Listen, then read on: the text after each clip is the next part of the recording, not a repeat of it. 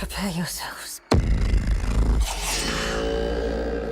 Calling on all fans of Tolkien's works and world. The new trailer for Rings of Power Season 2 has been released and is jam-packed countless new appearances, Easter eggs and hints at the direction the show will take. In this marvelous video, we'll analyze the latest trailer, which made a grand debut at the San Diego Comic-Con, or SDCC. Let's break down what might go down in Season 2, scene by scene, with a ton of blink and you might miss it moments to catch up on. But before that, we'll also recap the happenings of Season 1 as well. Before we go into our explanation, we have a very small request. If you like our content, please support us by subscribing to our channel. This is a small click for you, but for us, it means a lot. Thank you. Let's begin.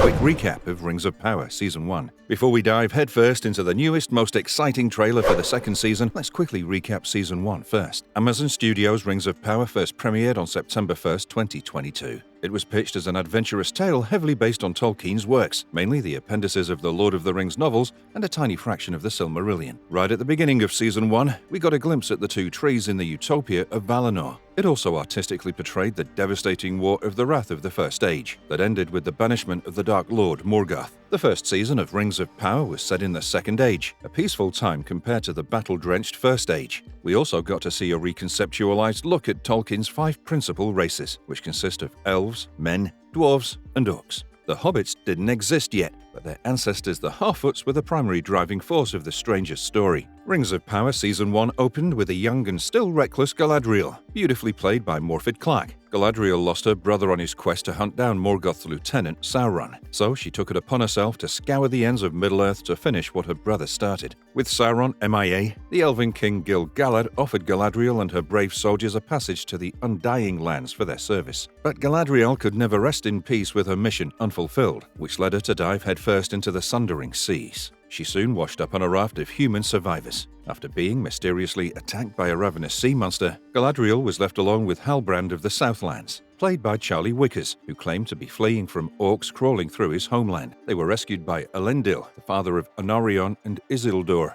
The glorious kingdom of Númenor, ruled by men, was introduced. Meanwhile, we also saw a ton of new characters, such as Arondir, a Sylvan elf who was tasked with patrolling the Southlands. Arondir was reluctant to leave his post, as he'd fallen deeply in love with Bronwyn, a single mother whose teenage son played with Morgul artifacts in secret. Arondir was briefly captured by Adar, a sickly being known to be the father of the orcs. Then there were the endearing Harfoots, nomadic creatures that generally steered away from all danger, yet found themselves surrounded by it. The Harfoots prided themselves on their safety in numbers. Well, most of them except one. A young Harfoot named Nori yearned for adventure outside of her clan, which led to her stumbling across an old stranger who had fallen from the great skies onto Middle-earth. The stranger, played by Daniel Wayman, posed one of the larger mysteries of Season 1. Who was the stranger? With only the first 2 episodes out, fans were quick to assume that he was Sauron, while others speculated that he might be Gandalf, given his bearded appearance. The show hasn't yet confirmed the stranger's identity, but the resemblance to our beloved Istari is uncanny. A reference from the Silmarillion was depicted through Elrond's visit to Celebrimbor, the Elven mastersmith played by Charles Edwards. His passionate ambition was fueled by the creation of the Silmarils forged by Feanor using the light of the 2 trees. A young Elrond, played by Robert Aramayo, was encouraged to visit his old yet estranged friend Durin IV in order to enlist the help of expert dwarven forgery. Here, we got to witness the marvel of the dwarven kingdom of Khazad-dûm briefly. All things went south the moment Halbrand was taken home to be crowned as the king of the Southlands. A brief battle with Adar's orcs resulted in catastrophe. Remember the Morgul artifact Bronwyn's teenage son possessed? It turned out to be a key that unlocked a whole dam next to the watchtower of Ostirith. The water rushed through the channels created by the orcs right into Mount Oroduin's lava chamber. A massive eruption followed, and the Southlands were drenched in fire and ash. Halbrand began revealing his true identity. After his disappearance, Galadriel pushed Celebrimbor to forge the first 3 Elven Rings of Power. While this took place, the stranger, pursued by 3 mystic women, was told that he was a wizard. The strange wizard needed to travel to the lands of Rhûn. Season 1 left many questions unanswered. What did Arwen, daughter of Elendil, witness in the Palantiri? As a future ring-bearer, what will Isildur's fate be in the upcoming seasons? Finally, how will Sauron return as the Deceiver to forge the remaining Rings of Power? Season 2 trailer breakdown. A few of these questions were clarified in the latest trailer of Rings of Power Season 2. The last we saw Halbrand, he was in Mordor, but the trailer opened with him walking through the gates of what looks like Númenor, or perhaps another elven kingdom of Eregion, where he deceived the elves to forge the other Rings of Power. We we get a peek at 2 out of 3 rings of power. Galadriel's ring, Nenya, also known as the Ring of Adamant, and Vilya, made of gold and blue sapphire, known as the Ring of Air. Vilya was worn by Elven High King Gil-galad and later given to Elrond. The showrunners have expressed that Season 2 will be all about the villains. 10 seconds into the trailer, we see an orc holding a prototype of Sauron's classic crown-like headgear. We've seen him wear this during the last alliance of elves and men, the last battle of the Second Age, which ended with his defeat. Perhaps this is a nod to Sauron being knighted as the next Dark Lord following his predecessor, Morgoth.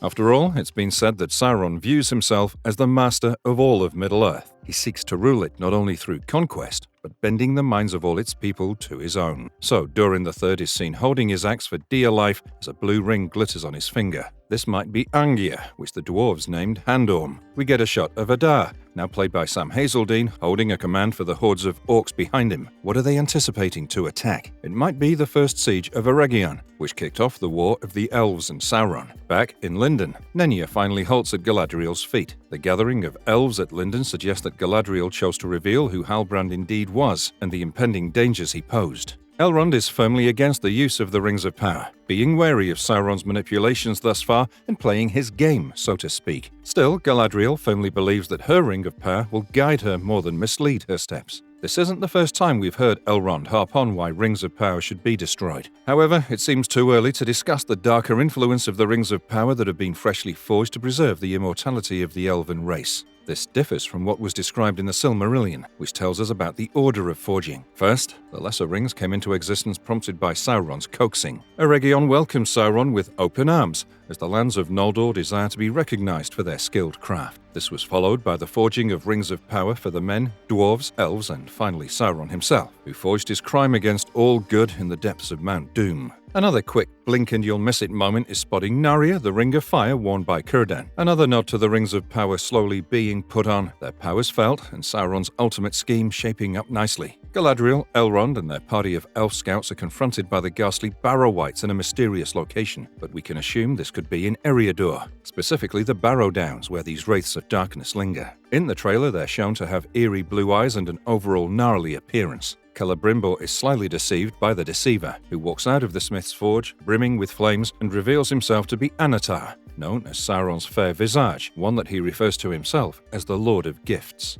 Depicting the story arc of Anatar and Celebrimbor is a wise choice, as it's something fans have been anticipating for a long while. Eventually, the two get down to work, igniting Celebrimbor's forge to create more Rings of Power. Meanwhile, an unknown rider gallops through a desert. The rider is considered to be an Easterling who might be tied with the stranger's journey. The stranger and Nori traverse mountains and deserts to reach the land of Rhûn. The duo is watched by a group wearing intricate metal masks. These could be the lesser-known clan leaders of the Easterlings described by Tolkien, but conveniently cut out in Peter Jackson's trilogy. We also get a look at a few more of the mystic women in robes that we saw in Season 1. Also, a beloved character from the book is finally making his on-screen debut in Season 2 of The Rings of Power. We're talking about Tom Bombadil, a mysterious being assumed to be the oldest in existence. He's seen conversing with the strange wizard, talking about his potential destiny to defeat Sauron. Book fans have high expectations for the depiction of this character in the new season of the show. In the books, Tom Bombadil feels removed from the quest of the One Ring. If we don't see a sung iteration of Tom Bombadillo amongst all the dramatics, it won't be received well.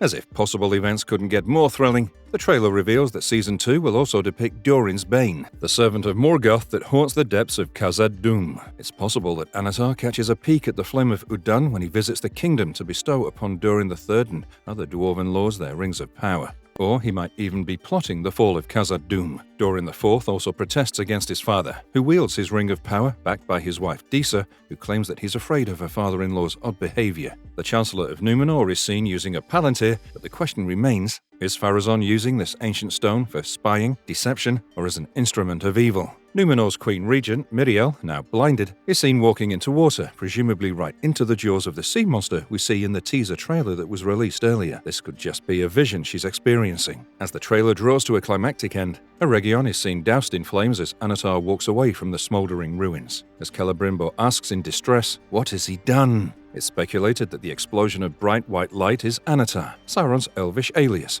being killed by Adar. However, as per the books, Sauron only relinquished his fair form once the One Ring had been forged. We continue seeing Elrond looking increasingly despondent leading up to the Battle of Eregion. This was a crucial moment in the book as Elrond was overwhelmed by Sauron's forces but was soon reinforced by the dwarves of Khazad-dûm. This is hinted at in the trailer as Durin IV and his wife rally their troops in fellowship. We can also spot the great dwarven craftsman Narvi, who was known for creating the doors of Durin along with Celebrimbor. This would be an exciting plot to explore in the upcoming seasons. Given the inevitable fate of Khazad-dûm, we get our first look at Arondir, who's facing an Entwife, who states that forgiveness takes an age. The Entwives were said to reside in the Garden of the Entwives, which was sadly destroyed by Sauron before the War of the Last Alliance. It's very likely the Entwife we see in the trailer is Treebeard's wife. We also get our first look at Isildur in the newest trailer. The last we saw the lad, he was presumed to be dead by his father, Elendil, following the volcanic eruption. Obviously, this isn't the case, as Isildur goes on to play a pivotal role in the War of the One Ring. In the Rings of Power Season 2,